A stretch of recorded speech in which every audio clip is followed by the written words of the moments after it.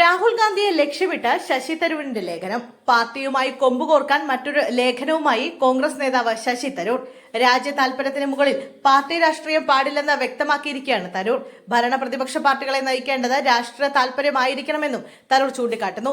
Operation സിന്ദൂറിനെ ചൊല്ലി സർക്കാരിനെ മുൾമുനയിൽ നിർത്തുന്ന ഒട്ടേറെ വിഷയങ്ങൾ കോൺഗ്രസ് ഉയർത്തിയിരുന്നു. എന്നാൽ പഹൽഗാം ഭീകരാക്രമണത്തിന്റെ പശ്ചാത്തലത്തിൽ കേന്ദ്ര സർക്കാർ സ്വീകരിച്ച നിലപാടുകളുടെ പേരിൽ പാർട്ടികൾ ചേരിതിരിഞ്ഞ് വിമർശിക്കുന്നത് ശരിയല്ല എന്നായിരുന്നു തരൂരിന്റെ പക്ഷം. ഇന്ത്യ പാകിസ്ഥാൻ സംഘർഷത്തിലെ വെടിനിർത്തലിന് അമേരിക്ക ഇടപെട്ടു എന്നതിനെ ചൊല്ലി ഭരണ പ്രതിപക്ഷ കക്ഷികൾ ഏറ്റുമുട്ടി.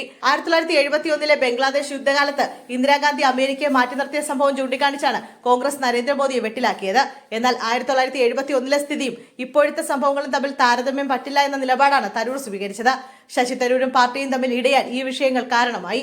രാജ്യം പ്രതിസന്ധി നേരിടുമ്പോൾ ഭരണ പ്രതിപക്ഷ കക്ഷികൾ തമ്മിൽ ഐക്യം രൂപം കൊള്ളേണ്ടത് രാജ്യനന്മയ്ക്ക് അത്യന്താപേക്ഷിതമാണ്.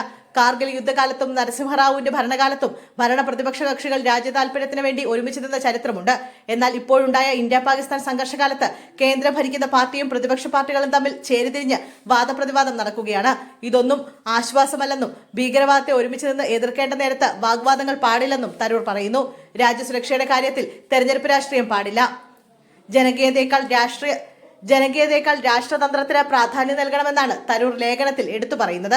1994 നരസിംഹറാവുവിന്റെ കാലത്ത് ഐക്യരാഷ്ട്രസഭയിൽ നടന്ന കാശ്മീർ ചർച്ചയിൽ ഇന്ത്യൻ സംഘത്തെ നയിച്ചത് വിദേശകാര്യ പാർലമെന്ററി കമ്മിറ്റിയുടെ ചെയർമാനായ BJP നേതാവ് അടൽ ബിഹാരി വാജ്പേയി ആയിരുന്നു.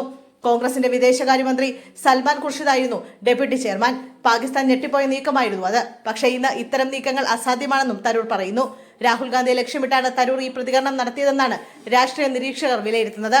പാകിസ്ഥാൻ സ്പോൺസർ ചെയ്യുന്ന ഭീകരതയെ ആഗോളതലത്തിൽ തുറന്നുകാട്ടുക എന്ന ഉദ്ദേശത്തിൽ കേന്ദ്ര സർക്കാർ വിദേശത്തേക്ക് അയക്കുന്ന പ്രതിനിധി സംഘത്തിന്റെ നേതൃത്വത്തിൽ വെച്ചത് ശശി തരൂരിനെ ആയിരുന്നു. പാർട്ടിയോട് ആലോചിക്കാതെ ഇത് ഏറ്റെടുത്തതിലുള്ള അസ്വസ്ഥത കോൺഗ്രസ് ശശി തരൂരിനെ അറിയിക്കുകയും പാർട്ടി നൽകിയ ലിസ്റ്റിന് പുറത്തുനിന്ന് തരൂരിനെ ഉൾപ്പെടുത്തിയ കേന്ദ്രത്തിന്റെ നീക്കത്തിൽ അതൃപ്തി അറിയിക്കുകയും ചെയ്തിരുന്നു.